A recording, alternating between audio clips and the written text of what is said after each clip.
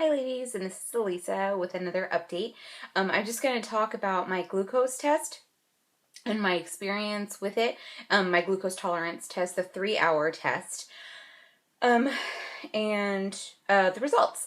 So for the 1-hour glucose test, it was harder at whenever I did it 24 weeks than the one that I took at 12 weeks. I think at 12 weeks we were in the middle of like a prenatal education class and stuff, so the hour went by really fast because I wasn't paying any attention.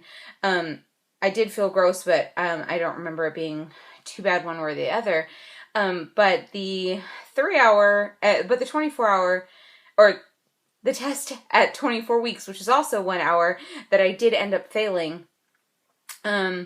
It was definitely harder, just to sit there in the middle of the waiting room in the blood lab. I mean, just surrounded by people who are coughing, and it's not a fun way to spend an hour. But it went by pretty fast.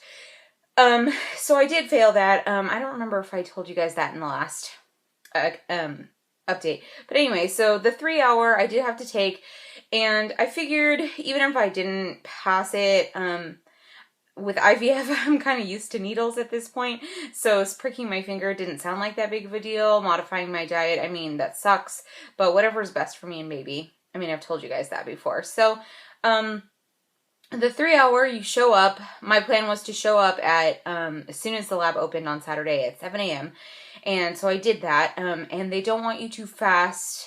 They want you to fast for 8 hours prior, but no more than 10, and so at like, I don't know what time, like at 10 o'clock that night before I went to bed, I tried to get to bed pretty early, and I had a snack. I think I had a bowl of cereal, so probably wasn't the wisest choice, but I figured it'd probably be out of my system in 10 hours anyway. And so I showed up at 7, and the lab was like jammed already. There was a huge line of people.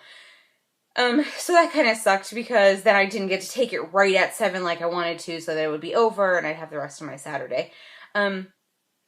But I did take it, and the person who, you have to take your blood first. So they're going to take my blood 4 times.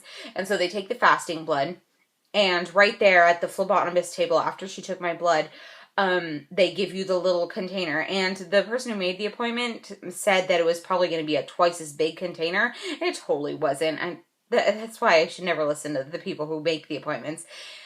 She handed me a little tiny bottle that was just the same size as the other glucose test that I've taken, except for it was doubly concentrated. So instead of 50 whatever micrograms of glucose, it actually had 100.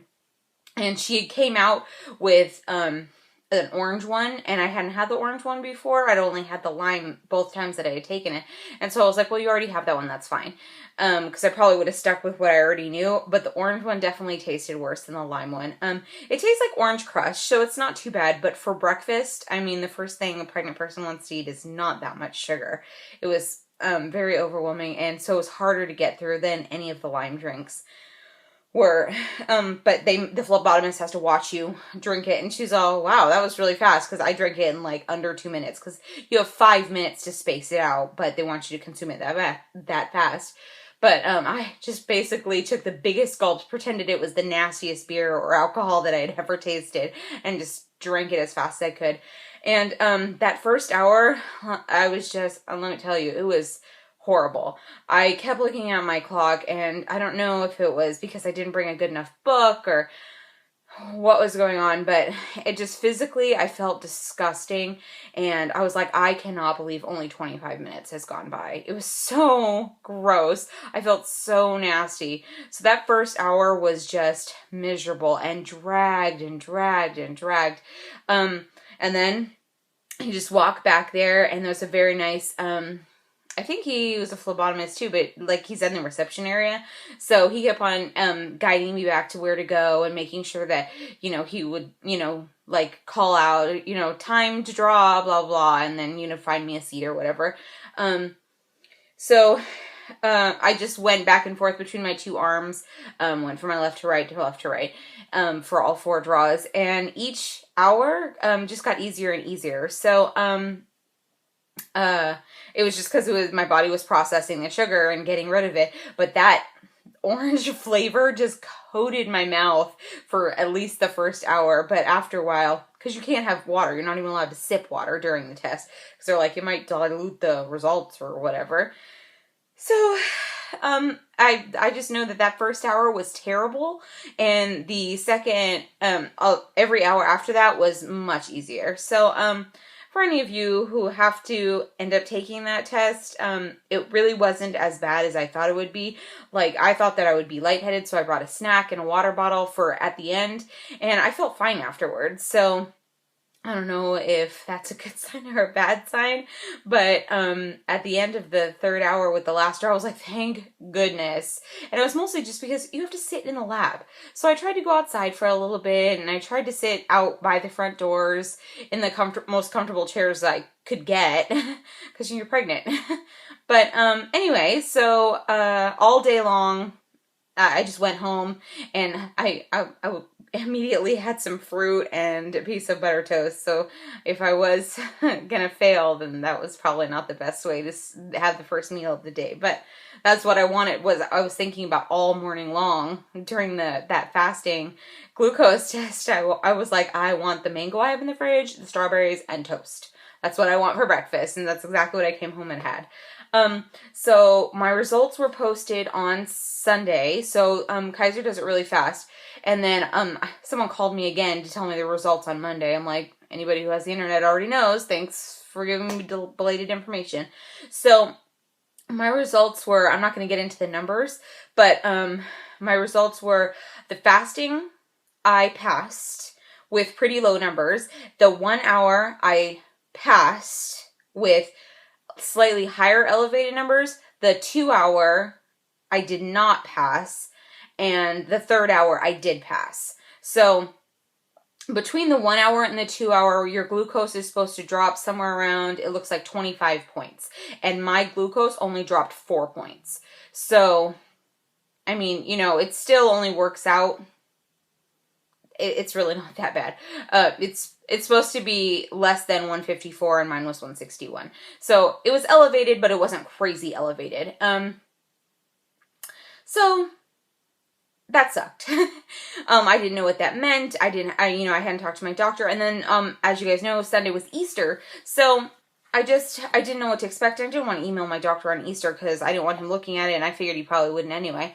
But, so he called me. I ended up emailing him Monday morning, and, he emailed me back, not called. And, he did say that my results came back as negative. So that's technically negative for gestational diabetes. But what that does mean, that one elevated level is what they consider glucose intolerant. So it just means that my body doesn't process sugar at this point in pregnancy as well as it could. He did not mention me possibly testing again or at all. So, but it was just a few short series of emails. So the plan is that he did want me to see a dietitian just so that I could control it with modified diet. And so I have an appointment for that, but they didn't even make the appointment until April 11th, which is well after my doctor's appointment, my next doctor's appointment. And, that's like 2.5 weeks away. So, I'm assuming that they're not that worried about it because the appointment's so far out. But I am going to talk to my doctor about it on my appointment on the 4th and see like just how strict I should be, because everywhere you look on the internet, basically and all the links that they sent me about glucose intolerance weren't even really about glucose intolerance. They were all about gestational diabetes. So should I go on a full-on diabetic diet, or do I just have to make slight modifications to my diet? So today was the first day I fully have embraced fully embraced the diabetic diet. I was really good all day long with everything that I was chosen. And a few of the women in my office have had gestational diabetes, so they were helping me out, answering some questions. And there's always Dr. Google to fall back on. But yeah, so I'm going to live not crazy. I'm not going to go on full on diabetic diet until they tell me that I should. but I am really, really trying to make better choices about how much sugar I am ingesting. And I think it's funny because when you start dieting in any way, you do go through withdrawals if you're being really good about it, like some sort of sugar withdrawal. It's very similar to caffeine withdrawals. I was getting just a low-grade headache, and just because my body's like, where the heck is all that sugar we like to put in our body? And I'm like, sorry, body, you don't get it today.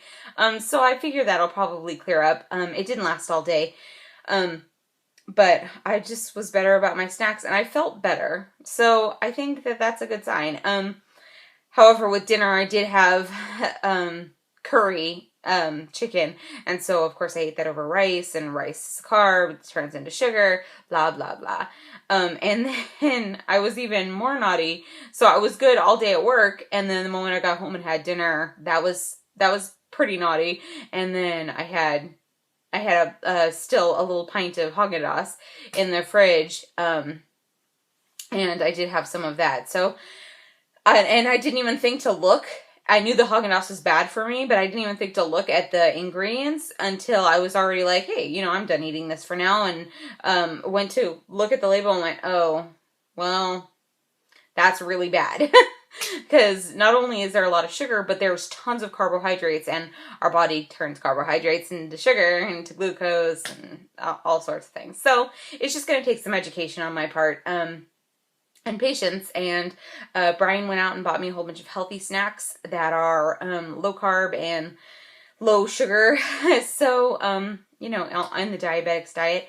And we'll see how it goes. So I just wanted to let you guys know about the glucose screening, what it's like, and my results. So I am not gestationally diabetic, but I am glucose intolerant. And that can sometimes in later pregnancy turn into full-on gestational diabetes. So I'm going to try to be really good because I don't want it to affect my health, and I don't want it to affect Sawyer's. That kid's been through enough.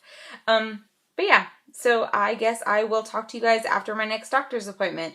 And I hope for any ladies out there that have the 1 hour glucose test that you pass it so you don't have to take the 3 hour, because trust me, you don't want to. Bye, guys. I'll be talking to you.